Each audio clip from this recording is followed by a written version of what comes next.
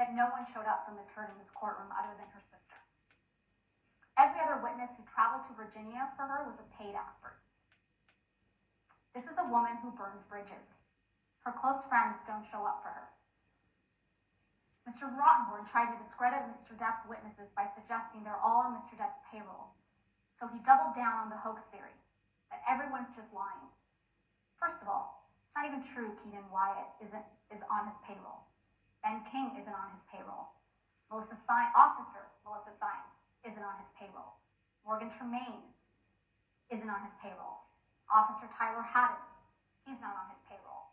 Beverly Leonard, Alejandro Romero, Brandon Patterson, Morgan Knight, none of those people are on his payroll. And Kate Moss is most definitely not on Mr. Depp's payroll. Ms. Heard wants you to believe that all these people are lying. Let's talk about the Boston plane.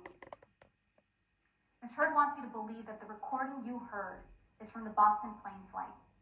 But that's quite telling. What did Ms. Heard capture of this supposed rampage? Mr. Depp moaning in distress?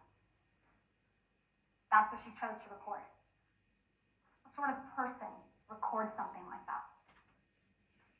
What sort of person takes pictures of their husband or boyfriend or fiance who's struggling with sobriety, nodding off with ice cream dripping down his leg, his hand in his pocket, or asleep on the ground? What sort of person does that? Definitely not someone that's afraid of him. And Ms. Heard's attorney told a story of May 21 that was completely, utterly inconsistent with the testimonies of Officers Sines and Haddon, who testified clearly that they saw no signs of injury, no sign of property damage. And she told a story about how Officer Sadanaga's testimony was also wrong. She testified that the report was only required in case of a crime. Ms. Heard's attorneys tried to tell you that Mr. Depp apologized on May 22nd because he had hit Ms. Heard.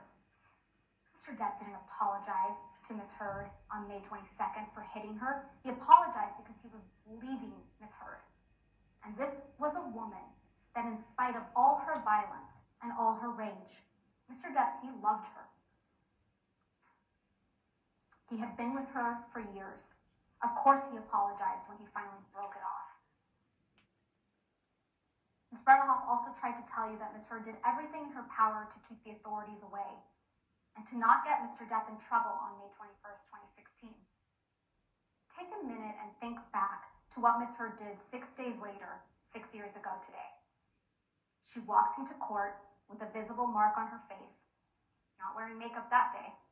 She tipped off TMZ, she made it public, and she showed up on the cover of People magazine with a mark on her face. Was that protecting Mr. Depp? Or was she trying to destroy him?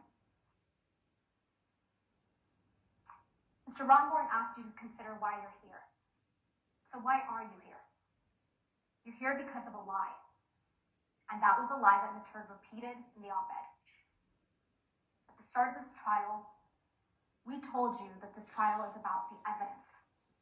The evidence overwhelmingly shows that Ms. Heard is an abuser and that she is a liar. She lied about Mr. Depp and took on the role of a lifetime as a public figure representing domestic abuse.